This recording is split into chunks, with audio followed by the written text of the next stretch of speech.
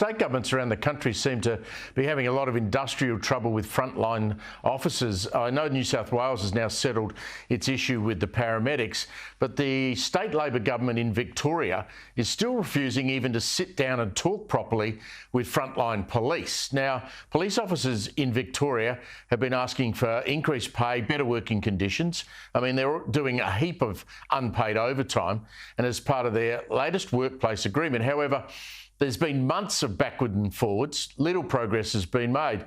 Victoria's top police union and the state government remain stuck in this bitter stalemate. It needs to be sorted out. We're about to go into the Christmas period where we need as many police out on the roads as we possibly can. Labor flat out refuses to come to even the negotiating table. Now, the police are requesting a 4% pay increase. That'll be over a number of years and 9-hour shifts. Now, that doesn't seem to me to be at all unreasonable, but the Victorian government just will not budge. Now, in a further escalation, police could refuse to actually issue speeding fines and to patrol mass public gatherings pending a union vote at the end of the year. They've even said they might refuse to be involved with the Australian Open tennis.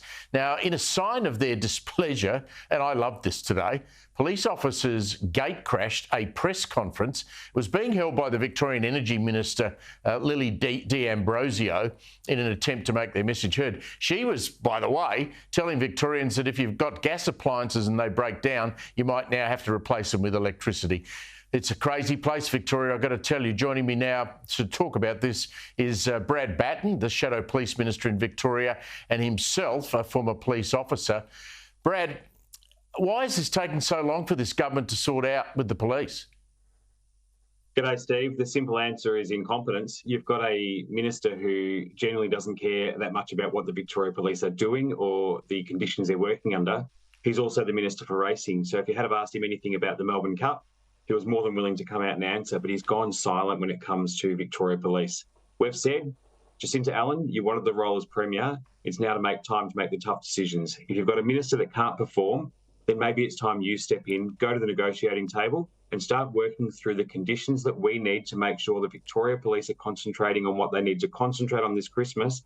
That's keeping the road toll down, stopping people drink driving on the roads, or more importantly, community safety, and people can be safe in their own homes. Really important in Victoria here as we approach Christmas.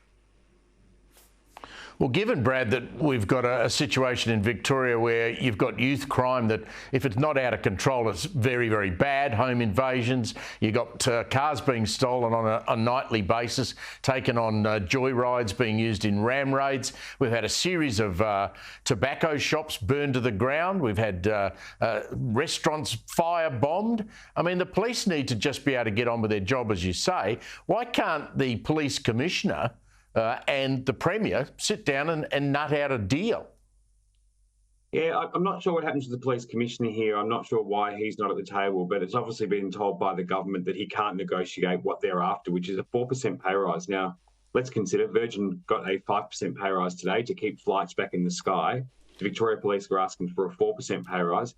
I'm in a growth corridor. We've spoken about this youth crime issue before, Steve, and out in my area, just in the last week, I've had 2 friends who have contacted me in my local area who have had armed invasions in their homes. And this is an issue out through those growth corridors where we've got a shortage of police. The police can't respond as quick, and the Victorian government aren't respecting them. Therefore, people are resigning faster from the Victoria Police. They can't replace them as quick. This is a huge issue. So we need to get to the table, build that respect again. Not saying give them everything they want. The Police Association don't expect that, but they expect the government to come to the table and talk to them, not try and negotiate it through the media, or worse, lie to the media and say that they're bargaining in good faith when they're not. Yeah, and look, the Victorian public are being lied to, Brad, as you know. The former Premier Daniel Andrews and now the current Premier Jacinta Allen keep saying, oh, well, the police academy's full, we're churning out, you know, lots and lots of extra police, we're funding it. But at the other end, there's more leaving that are coming, and you've got hundreds, if not thousands, of police officers off on sick leave after what they were forced to do during COVID. Yeah, it's a high-pressure job. We know it's a high-pressure job at the best of times, let alone right at the moment when they've got the extra added pressure of coming up to Christmas and what's happened in COVID. The Victoria Police and the Police Association have already admitted this. That was 800 the Chief Commissioner committed to. Now we've actually seen it's 870 vacancies here in Victoria. And the way that the Victorian government is handling this is they've reduced the hours on stations throughout the state. In 43 Victoria Police stations, you can no longer go to the counter to get support during specific times of the day or evening. That's simply not good enough. Or we're seeing them trying to move single-man stations in regional areas back into those areas like the 24-hour stations to support the bigger communities. We've got the simple answer. Build respect. Go back to the negotiating table. Not deliver everything thereafter, but sit down with the Police Association. Wayne Gatt is one of the most reasonable people I've dealt with. What can we do to ensure that we get Victoria Police back on the road?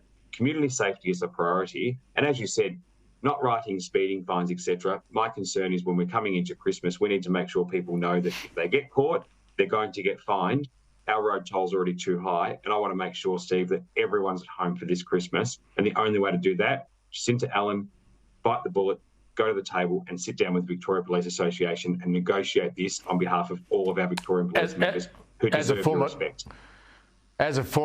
As a former copper, you know that police take industrial action. They don't take it lightly. I want you to have a look at what happened today. Lily D'Ambrosio, she's out there trying to talk about turning off the gas, and the police turned up. Have a look. You're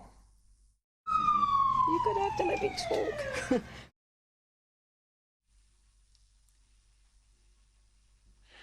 They turned on the police sirens and she couldn't be heard. I loved it.